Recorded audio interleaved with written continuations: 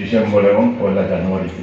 এই যে তারিখগুলি আমরা বেছে নিয়েছি সুপরিকল্পিতভাবেই, কারণ আমরা দেখেছি যে এই সময় ইংরেজি নববর্ষ বরণের নামে এখানে একটা বিশৃঙ্খল অবস্থার সৃষ্টি হয়, এখানে একটা যাকে বলি আমরা অপসংস্কৃতির চর্চা হয়, একটা বেলেল্লাপনার সৃষ্টি হয়, উন্মাদনার সৃষ্টি হয়। সেই উন্মাদনার বিপরীতে দাঁড়িয়ে, বিশৃঙ্খলার বিপরীতে দাঁড়িয়ে আমরা এই গান মেলার আয়োজন করি, যে গান মেলায় আমাদের সুস্থ সংস্কৃতির চর্চা হয়, বাংলা গানের চর্চা হয়, মাটির গানের চর্চা হয়, যে গান আমাদের উত্তরাধিকার, যে গানের অধিকার নিয়ে আমরা এখানে আছি, সেই গান বাজনার মধ্য দিয়ে আমরা ওই ইংরেজি নববর্ষের পালন করি।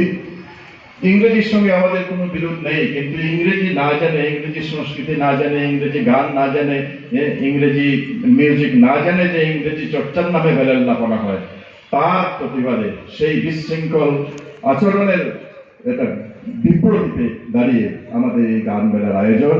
আমরা দেখেছি অনেকে বিভিন্ন হোটেলে বা বিভিন্ন জায়গায় যে নববর্ষের উদযাপনের নামে যে ধরনের সাংস্কৃতিক অনুষ্ঠান আয়োজন হয়, সেসব ছেড়ে আমাদের এখানে যোগাযোগ করেন, আমাদের এখানে উপভোগ করেন আমাদের বাংলা গান, আমাদের বাউল গান, আমাদের পল্লীগীতির মাধ্যমে আমরা যে নববর্ষ পালন করি সেটাতে যোগদান করেন।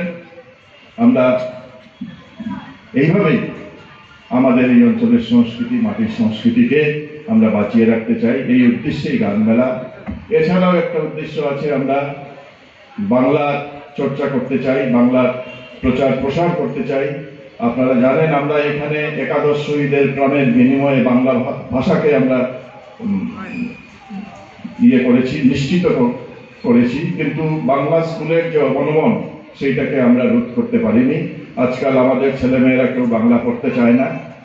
এটা হয়তো বাস্তব যে ইংরেজি মাধ্যমে পড়াশোনা করতে হবে, কিন্তু বাংলাকে একটা বিষয় হিসাবে পড়াশোনা করা দরকার।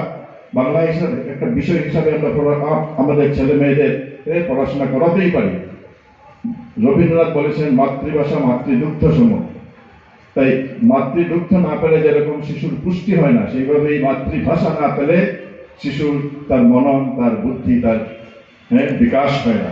সেই বিকাশের জন্য মাতৃভাষায় পড়াশোনা করা খুব দরকার। তাই আমাদের আবেদন, মাতৃভাষার চর্চায়, মাতৃভাষায় যাতে, বাংলা ভাষা যাতে আমাদের ছেলে মেয়েদের পড়াই।